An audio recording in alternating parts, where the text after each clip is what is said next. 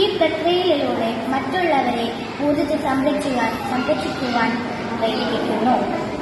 ഇതാണ് സോളാർ പാനലുകൾ. സൗരോർജ്ജത്തെ വൈദ്യോർജ്ജമാക്കുന്ന പ്രക്രിയയാണ് ഇവിടെ നടക്കുന്നത്.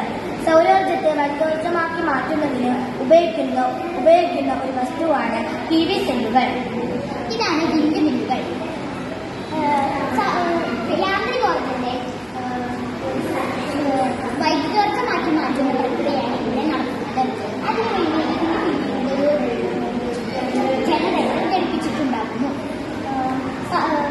പണ്ടുകാലത്ത് ഇത് ധാന്യങ്ങൾ മിൽ ചെയ്യാനും ഉപയോഗിച്ചിരുന്നു. അങ്ങനെയാണ് ഇതിന് വിൻഡ് മിൽ എന്ന് പേര് വന്നത്. ഇതൊരു ഹൈഡ്രോ പാർക്കാണ്. തീരപ്രദേശ മേഖലകളിൽ കാണപ്പെടുന്ന ജലപാർക്കുകളാണ് ഹൈഡ്രോ പാർക്കുകൾ. ഇതിനൊക്കെ ഒരു മോഡൽ മാത്രമാണ് ഈ സോളാർ ഹൈഡ്രോ വിൻഡ് പാർക്കുകൾ.